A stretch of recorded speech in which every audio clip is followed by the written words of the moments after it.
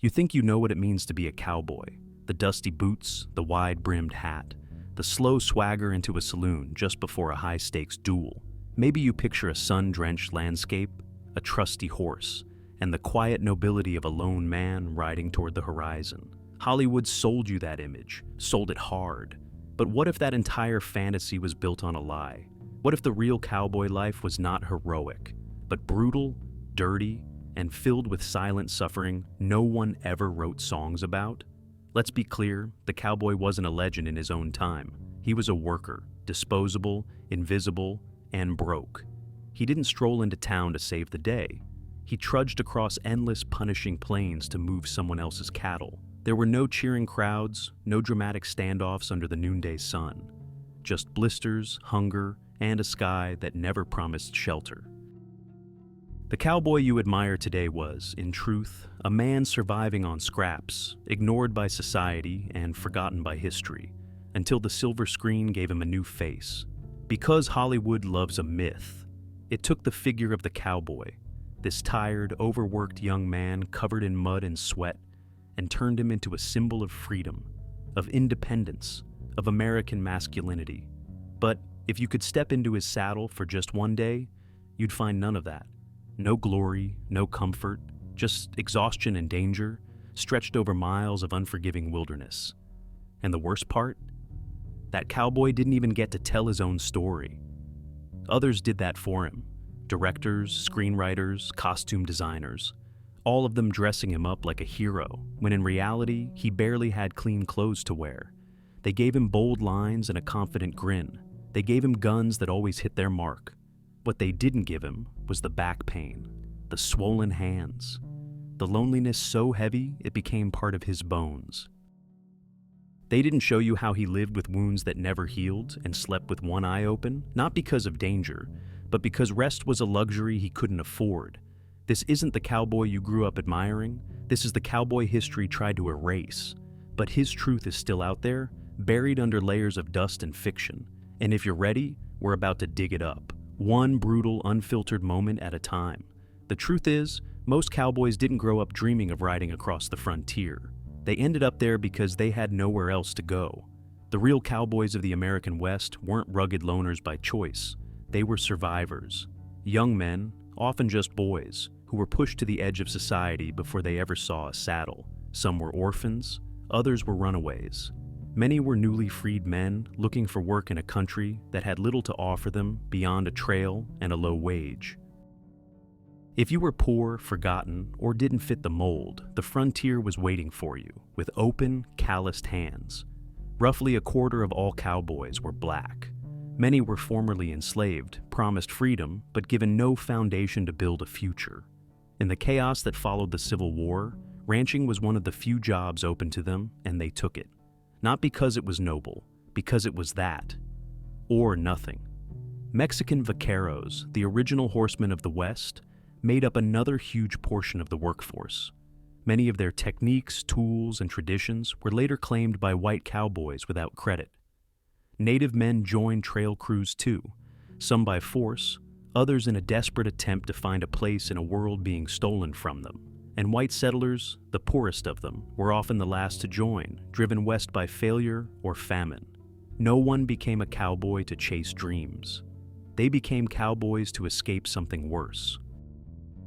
There were no stable homes waiting back east, no safety nets, no family names to fall back on.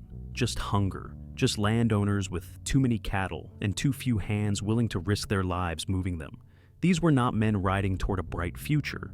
They were boys being swallowed by a system that needed them tough, obedient, and silent.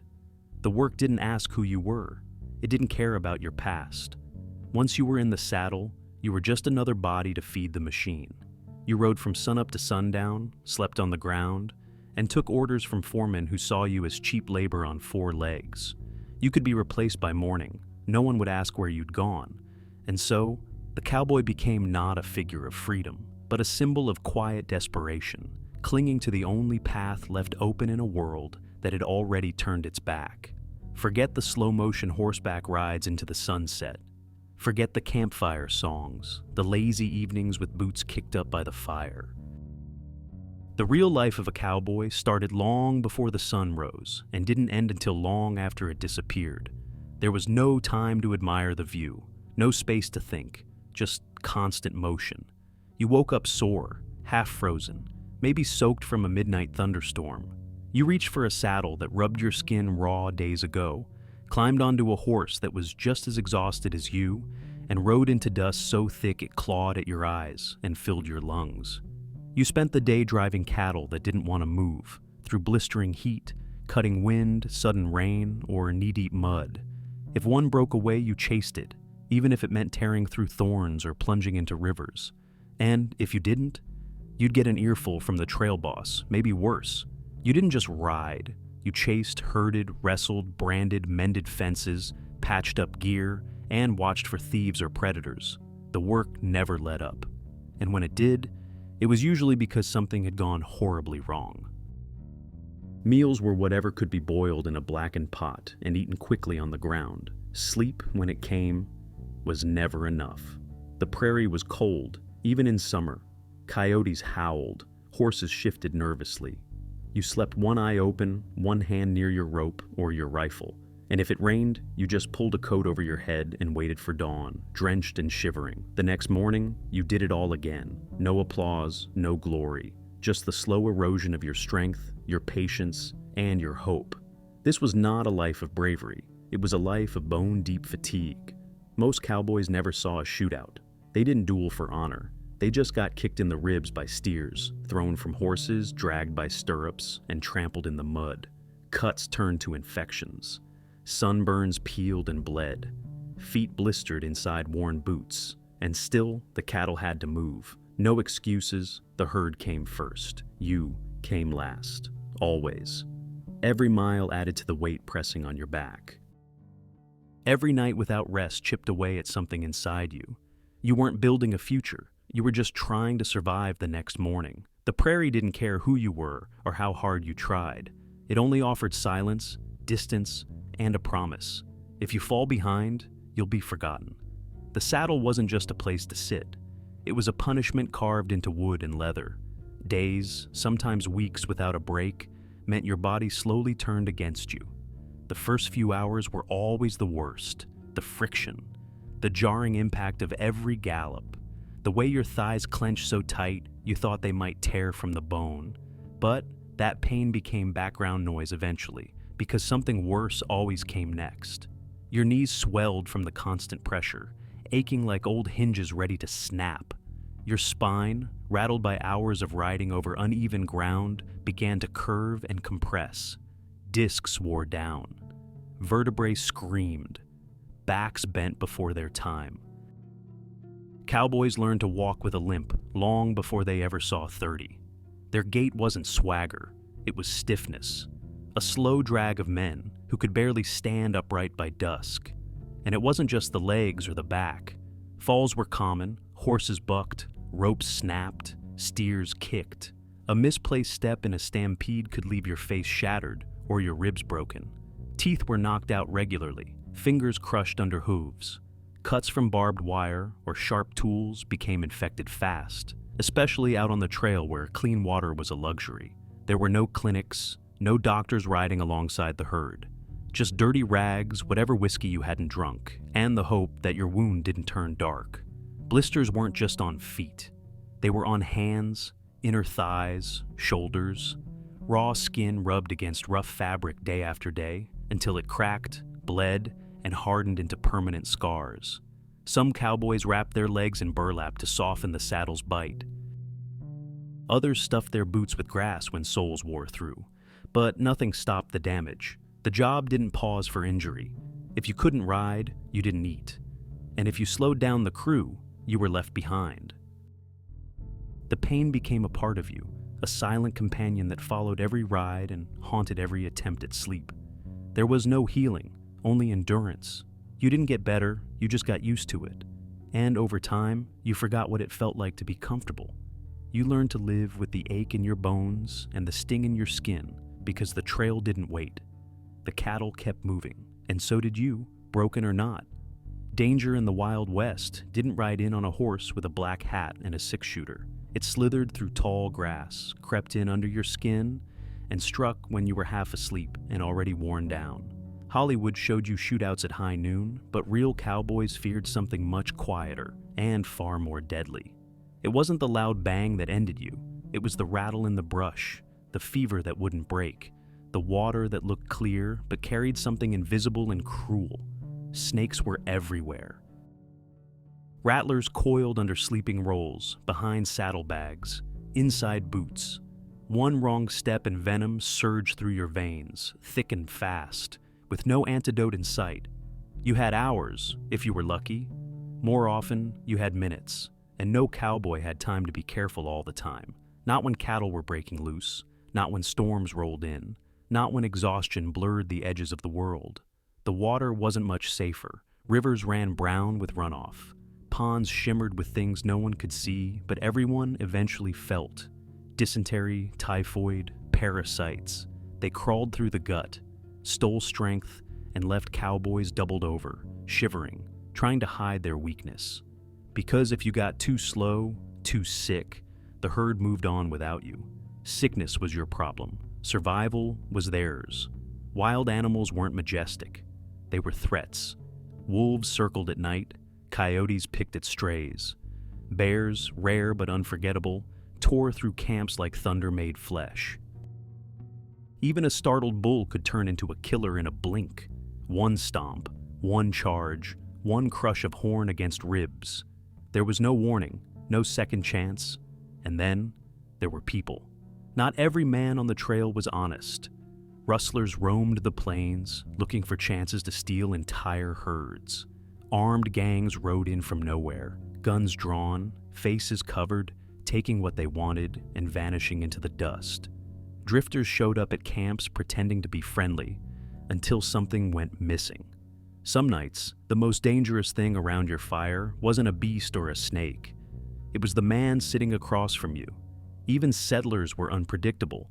Cross the wrong fence and you might find yourself staring down a shotgun wielded by a farmer who'd lost too much to be reasonable.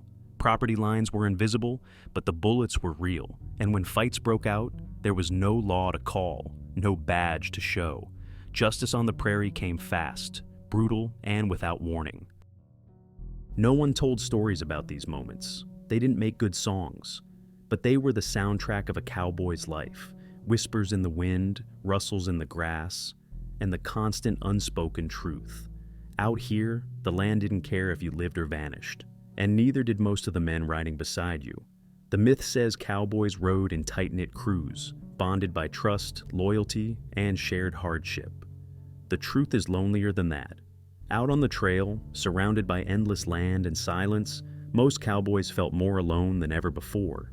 You might spend weeks riding alongside the same men, eating the same bland food, sleeping under the same sky, and still not know a single one of them well enough to trust. Because this life didn't make friends. It made competitors. Every man was out for himself, whether he admitted it or not. There were only so many horses worth riding, only so much clean water, only so many chances to impress the boss and get another job lined up. If you were too slow, someone noticed. If you were too skilled, someone else noticed that too, and not always kindly. Resentment hung in the air like smoke. Sometimes it stayed quiet. Other times, it exploded over nothing. A glance, a muttered word, a missing item in the night. Fights broke out fast, brutal, and without rules. Knives were easier to hide than pistols. Whispers traveled quicker than horses. Accusations of theft, of cheating, of cowardice were tossed around like dust in the wind. There were no apologies. No one wanted to appear weak. You kept your head down, watched your gear, and slept with your boots on just in case. Not because of bandits, because of the man snoring 2 feet away. And when there was no fighting, there was just silence. Not the peaceful kind, the hollow kind. You rode for days without speaking. Some men talked to their horses just to hear a voice. Others started mumbling to themselves, unable to keep their thoughts from unraveling in the quiet. You missed human connection, but didn't dare ask for it. It was safer to be distant, safer not to care, because caring meant risk, and risk out here got you hurt. No one was coming to pull you out of trouble. No one would slow the herd to help you catch up. Out here, being a cowboy wasn't about brotherhood. It was about surviving in a place that made every man feel like a stranger, even to himself. For all the pain, risk, and endless labor, a cowboy's reward was pitiful. At best, most earned around $30 a month. That might sound fair until you realize how far that money had to stretch. Meals weren't free, boots wore out fast, equipment broke, whiskey helped dull the pain, and even the cheapest bottle drained your pocket. By the time payday came around, most cowboys were already in debt, to the cook, the supplier, the saloon owner waiting in the next town. You didn't save money as a cowboy, you barely survived. And yet, someone got rich off all that riding, bleeding, and sweating, and it wasn't the man in the saddle. Ranch owners, land speculators, railroad barons, they made fortunes. Their cattle moved across the country by the thousands, feeding entire cities and building empires. But the hands driving those herds, they were just lines on a ledger, tools, replaceable and forgotten. The more desperate the cowboy, the cheaper he came. So, why did they stay? Why keep riding if the pay was so bad and the life so cruel? Because there were no better options. Most cowboys had no land, no education, and no family safety net. They weren't hired for their dreams. They were hired for their silence, for their willingness to suffer without complaint. Ranch bosses didn't need loyalty. They needed bodies, and the trail was always hungry for more. Sometimes a cowboy tried to leave, found work in a town, took up farming, but the money was worse, or the work just as backbreaking. And towns had rules, expectations. On the trail, at least, you had the illusion of freedom, even if it came with empty pockets, swollen feet, and nights spent staring into nothing. So, you took the job again. You mounted the same tired horse, ate the same beans, laughed when someone asked if you were saving up for land, because you knew the truth. No one got rich driving cattle, not the way they told it. You were just part of a machine that needed you broken, silent, and too tired to fight back. When the trail ended, when the cattle were sold and the horses stabled, there was no celebration, just silence, emptiness, and a sudden, heavy question. What now? For most cowboys, there was no home to return to, no family waiting with open arms. There was only the bottle, cheap whiskey in dusty saloons, poured by men who knew better than to ask questions. The drink was less a luxury than a necessity, a quick way to quiet the shaking in your hands, the ringing in your ears, the memories that never quite stayed buried. It didn't take long for the line between relief and addiction to vanish. After months of isolation, sleep deprivation, injury, and fear, your mind started to slip, and the bottle was always there to catch you. Cowboys drank to fall asleep, to numb the pain, to forget the faces of men who had vanished on the trail. They drank because it was the only thing that felt like control, but it never was. The deeper you drank, the more the anger came. Rage without direction. Fights broke out over nothing. Over a spilled drink, a stolen glance, a forgotten insult. Chairs shattered, knives flashed, gunshots rang through the night. And by morning, someone was gone. Depression didn't have a name then. It was just a heaviness you carried in your chest, a stillness behind your eyes. You didn't talk about it. You didn't ask for help. You just kept moving, or drinking, or both. Some men rode off alone into the prairie and never came back. Others snapped during long rides and attacked the very people they'd shared fire with for weeks. There were no doctors, no diagnoses, just quiet disappearances, whispered rumors, and blank spaces in the payroll records. Real cowboys, men like Tom Lonesome Harris or Billy Pickett, left behind journals and stories, full of moments where the edge of madness crept in. Nights without sleep, days without speaking, hallucinations brought on by sunstroke or hunger, and always the same sense of being untethered, adrift in a world that took everything and gave nothing back. Some cowboys became legends, but many just broke quietly, not with a scream or a dramatic ending, but with silence, with the slow crumbling of a mind worn down by dust, by grief, by years of living between the saddle and the saloon, between a full flask and an empty heart. This wasn't the wild, free life of the movies. It was a slow erosion of the soul, a life so stripped of softness that the only way to survive it was to disappear inside yourself. The town was supposed to be a reward, a place of rest, comfort, maybe even admiration. But when a cowboy rode in from the prairie, dust-covered, sunburned, clothes stiff with sweat and blood, what he found was something else entirely. In the city, no one cared what you'd been through. No one asked how many nights you'd gone without sleep, how many miles you'd ridden, or how many cattle you'd kept from stampeding. To them, you were just trouble in dirty boots. Sheriffs watched you the moment you dismounted, not like a guest, but like a threat. Cowboys were unpredictable, they believed, drunk too fast, fought too quick, spoke too loud. It didn't matter if you were exhausted or just looking for a meal. You were treated like a ticking clock, something bound to break windows or start fights before the night was over. And sometimes they weren't wrong. Cowboys carried too much silence, too much anger. The wrong word from the wrong man could crack you open. Bars took your money gladly, but gave little in return. Watered-down drinks, stale bread, cheap stew. Saloon owners knew you wouldn't stay long, knew you'd spend fast and leave faster. They charged more for everything: a bed, a bath, a bottle. It all came at a premium because you were too tired to argue and too sore to sleep on the street. You drank anyway. You needed to feel like something was yours, even if it was just a glass of bad whiskey. Women kept their distance. You were covered in dust and calluses, spoke in short sentences, and carried the smell of horses and campfires. You weren't charming, you were hardened.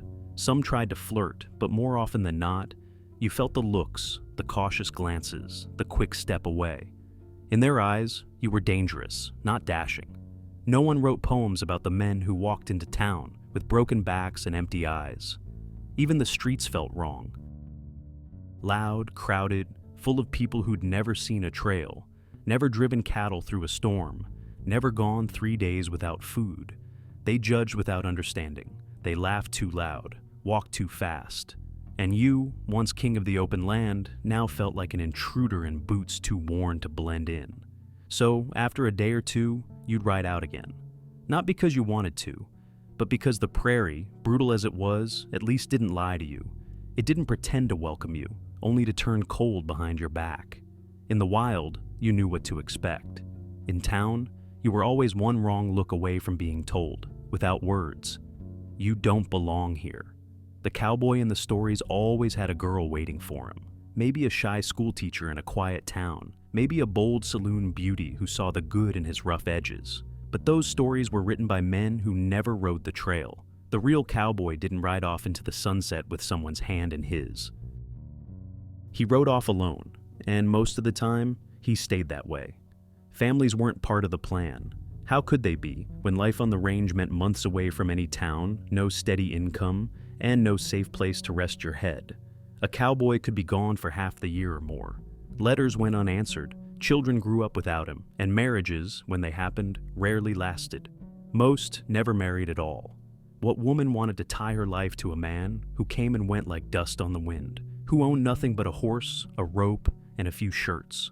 Loneliness was baked into the cowboy's bones. He might share a campfire with other riders, might trade stories under the stars, but that wasn't closeness. That wasn't love. Real affection, the kind that stayed, was hard to find, and when it was found, it rarely lasted. A cowboy could barely take care of himself, let alone anyone else. He had no land, no future, and often no health left to offer. Many of them didn't live long enough to grow old, let alone raise children or build a home, so they looked for connection where they could, often in the most desperate places, paying for company not out of lust, but for the simple comfort of being seen, even briefly. In dim rooms behind saloons, in places no one spoke about out loud, cowboys tried to feel human again. Not heroic, just human. They bought moments of softness because the trail never offered any. And when they left, it was without promises. There was no room for tenderness in a life spent outrunning time. Some carried photographs, others told stories of women they'd known, maybe once, maybe long ago. But most said nothing. Their lives weren't written in love letters. They were scratched into the leather of worn saddles, whispered into the wind, and forgotten by morning. In the end, the cowboy didn't ride into someone's arms. He rode into the dusk, with no one watching. Because out there, under the endless sky, love was a luxury he could never afford. Violence on the prairie wasn't a legend. It was routine, not choreographed like the duels you've seen in films, not clean or noble. It was fast, ugly, and almost always pointless. Out there, far from courts and sheriffs, power came from how quick you could draw and how far you were willing to go. That's why every cowboy carried a weapon, not because he was hunting danger, but because it was always hunting him. The revolver wasn't about heroism, it was survival. A wrong glance in a saloon, a dispute over cattle, a spilled drink, or just the wrong man in the wrong mood could spiral in seconds. There were no rules, no countdowns. Guns were drawn under tables, in the dark, through clenched fists and broken teeth. Real shootouts didn't happen in the open street. They happened in alleys, behind stables, or across rickety barroom floors where chairs turned into clubs and blood spread faster than words. Sometimes it wasn't a gun. It was a rope, a boot, a bottle smashed across someone's skull. Cowboys knew how to hurt each other fast, and they did. The prairie had its own justice system, and it didn't care about fairness. If you couldn't defend yourself, you disappeared. If you hesitated, you bled. Even a minor insult could lead to a cracked jaw, or worse. You learned to sleep lightly, to watch the eyes around you, to always sit where you could see the door. Every cowboy had stories, of close calls, of men who didn't get back up, of campfire whispers turning into grudges that followed them across counties. You didn't forget a beating in a place that had no law to erase it, and you never knew which night would turn sour, which rider would finally snap, which stranger had been waiting for you, bottle in hand, rage in his throat. But maybe the worst part wasn't the violence itself. It was how normal it became, how expected. You flinched at sudden movements. You learned to speak softly but carry tension like a second skin, and deep down, you knew something simple and cruel. There was no such thing as a peaceful life for a cowboy. Not really, because in a world without protection, the only law left was fear. And fear out there pulled the trigger long before a man ever made the choice. Old age was a luxury few cowboys ever reached. It wasn't just that the work was hard, it was that the work never let up. There were no pensions, no warm homes waiting at the end of the trail. Just more rides, more storms, more broken bones and split skin. The prairie didn't offer a finish line, it offered one more job, one more cold night under the stars, one more chance to vanish without a name. Illness didn't need a reason. A cough became something deeper. A fever hit in the middle of nowhere. An infection from a simple cut turned black before you ever saw a doctor. If you saw one at all. There were no hospitals on the cattle drives. No medicine unless you counted whiskey or luck. And luck, for most cowboys, always ran thin. Hunger came next. Food ran out. Water turned foul. The herd stampeded and you lost everything in a single chaotic night. You ate what you could carry, what the cook had left, what didn't spoil in the heat. If the cattle got sick, you starved. If the wagon tipped, you drank from streams with dead animals floating downstream. The body withered, the joints gave out, but the work didn't stop. You either kept moving or fell behind. And out there, falling behind meant disappearing. Some cowboys simply went missing. No one saw them die. They just stopped showing up. Lost in the hills, slipped under a river, collapsed under the weight of one more ride too many. No graves, no markers. The prairie swallowed them whole, like it had always planned to. Others were found too late, curled near a campfire that went cold hours before. Slumped beside a trail with dust in their lungs and a hand still clinging to the reins. They died with their boots on, not because it was romantic, but because no one was there to take them off. And the few who made it past 40, 50, they walked with a limp, eyes sunken, backs bent. Their hands shook from old injuries and years of cold nights. Townsfolk looked at them, not with respect, but discomfort, like ghosts in broad daylight. The cowboy didn't retire. He faded, slowly, painfully, until no one remembered who he was or cared. The truth was always there, behind the legends and the songs. The cowboy's path didn't lead to peace, it led to silence, to an ending that came too early, or not at all. And in the rare case someone survived long enough to sit still, they did so with a body that remembered every bruise and a mind that couldn't forget. When the dust settled and the last trails quieted, the cowboy didn't get a monument. He got rewritten, scrubbed clean of his pain, stripped of his scars, turned into something marketable. The rough, broken men who lived and died on horseback were pushed aside, their real stories traded for glossy myths. Hollywood needed heroes, not reminders of suffering. So, the cowboy was reimagined, faster with a gun, cleaner in his morals, smoother in his stride. The truth became too inconvenient to keep. The cowboy of the screen doesn't sweat. He doesn't limp.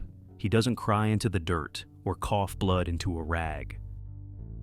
He stands tall, speaks with confidence, saves the day, and rides off toward a golden sky. That version sells. That version doesn't ask uncomfortable questions about labor, poverty, or the way a nation built itself on the backs of forgotten men. And so, one by one, the real cowboys vanished. Not from the land, but from the memory. You won't see the names of black cowboys in history books, even though they made up a quarter of the workforce. You won't hear much about the Mexican vaqueros whose techniques and tools shaped everything we now think of as cowboy. The media gave the credit to white men in clean hats and polished boots, even though the originals rode in hand-me-down gear and worked themselves raw. The cowboy's struggle became a backdrop. His voice was stolen. His trauma was softened into adventure. The endless pain, the hunger, the madness, they were edited out, left on the cutting room floor because they didn't fit the narrative. Real cowboys became side characters in stories about their own lives, and it worked. Generations grew up idolizing the myth, quoting lines from movies, dressing like legends who never existed. Ask most people today, and they'll tell you the cowboy stood for freedom, honor, grit. But ask them to name a real one, and the silence will be louder than any gunshot. The erasure wasn't accidental. It was crafted, built into scripts, textbooks, costumes, and toys. Because to remember the truth would mean acknowledging the exploitation, the violence, the loneliness, and most of all, the fact that these men, broken and buried by the very system that needed them, were never supposed to be heroes. They were never meant to be remembered. And yet, here they are, still riding through the smoke and silence, waiting to be seen as they really were. Not icons, just men.